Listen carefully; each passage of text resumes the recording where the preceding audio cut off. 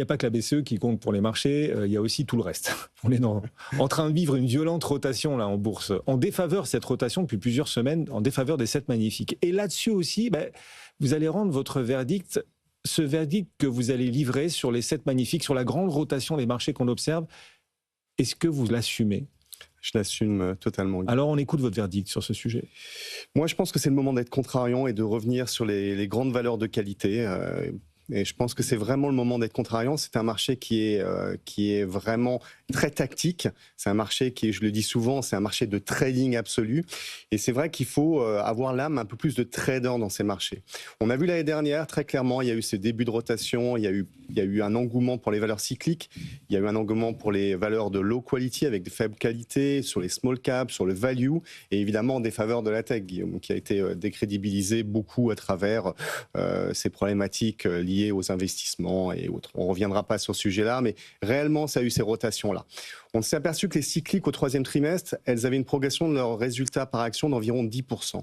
Et là, au T4, on s'aperçoit que ça change. Et vous savez, le marché, il change très rapidement et les rotations sont très vite. L'argent ne s'évapore pas, il change juste de secteur. Et là, on s'aperçoit que l'ensemble des valeurs cycliques aux États-Unis est environ à moins 2,5% sur ces résultats, tandis qu'on était à plus de 10% sur le T3.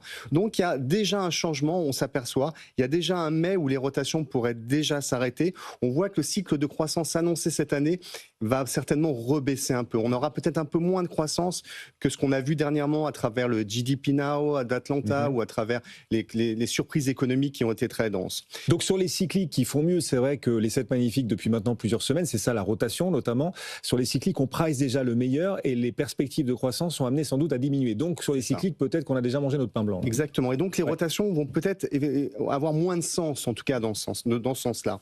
Maintenant, je ne suis pas venu pour vous parler, Guillaume, des fondamentaux, de la disruption des valeurs et de la valorisation. Quoique, on pourrait parler de la valorisation de Microsoft qui est très faible. Mais vous me connaissez, c'est pas là-dessus vous, c'est les flux. Moi, c'est pas mon terrain de jeu, je dirais.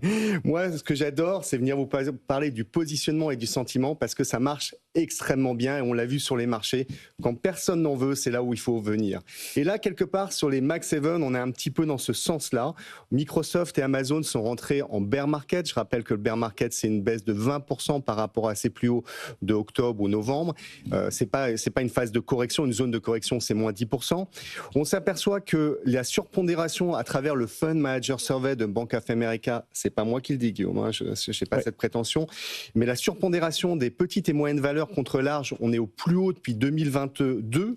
La surpondération des valeurs value contre croissance est au plus haut depuis 2015. Wow. La surpondération, la rotation qu'on a eue vers l'énergie et les comos contre la techno, contre les Vertech justement, est au plus haut depuis 2021. Ce que je veux vous dire par là, c'est qu'on a eu vraiment un engouement, une rotation, mais qui a été trop loin. Et pour moi, aujourd'hui, il n'y a plus aucun vendeur marginal sur ces valeurs de grande tech américaines. D'ailleurs, on s'aperçoit que le S&P surperforme les Max 7 de 14% depuis novembre. Et généralement, quand on a ces genres de surperformance, dans 98% des cas, il y a une resurperformance des Max 7 de près de 18%. Donc, voilà. Et vous l'avez dit juste à l'instant, d'ailleurs, Berkshire Hathaway a vendu, Norges Bank a vendu. Oui. Qui peut encore vendre aujourd'hui des valeurs tech après une correction aussi importante? C'est hyper intéressant. Qui peut encore vendre, sachant que beaucoup ont déjà vendu? On disait Berkshire Hathaway au 4e trimestre a liquidé 75% de sa position sur Amazon, truc complètement dingue. Qui a encore les moyens de vendre ces valeurs-là? Donc c'est votre théorie. Parallèlement, les valeurs qui ont profité de la rotation, elles, ont déjà sans doute mangé leur pain blanc, vous nous le disiez, sur les perspectives de croissance. On voyait par exemple Microsoft, Amazon, leur valorisation, elle est par rapport au reste du marché au plus bas de 10 ans. Sur un plus bas de 10 ans, alors que ces entreprises continuent de faire de plus en plus de bénéfices. C'est-à-dire qu'on est sur ces grandes techs toujours sur une dynamique bénéficiaire beaucoup plus importante que sur le reste du S&P. Et pourtant, ce sont ces valeurs qui parfois entrent en bear market depuis maintenant quelques semaines. Absolument. Sur ce trimestre-là, les Max 7 vont... Alors, on n'a pas eu Nvidia, mais on sera à plus 26%, tandis que le reste des 493 valeurs est à plus 6%. Moi, je suis très excité par cette idée, hein, Guillaume. Je vous le dis franchement, je rentre et je pense que je pousse tous les gérants à acheter des Max 7. C'est le bon moment, la bonne rotation après un positionnement et un sentiment aussi faible. Tout le monde a vendu, le sentiment est extrêmement pessimiste, tandis que finalement les résultats qui en sortent sont toujours aussi élevés et on n'a pas de décélération des croissances sur le reste de l'année. Donc je trouve que c'est un parfait modèle du moment où il faut être contrariant. Voilà, et le marché va retrouver son naturel, chassé naturel, il revient au galop, c'est l'idée, et vous attendez un retour canon des 7 magnifiques. Voilà. Absolument, c'est mon message d'aujourd'hui. Et les présidents de Fed, qui s'expriment les uns après les autres là, ces derniers jours, insistent beaucoup aussi sur l'IA, son impact à venir. Cette thématique, de toute façon, reste une thématique de fond. Là, absolument, et ça a été cité effectivement par les 2 membres de la Fed hier, c'était très explicite.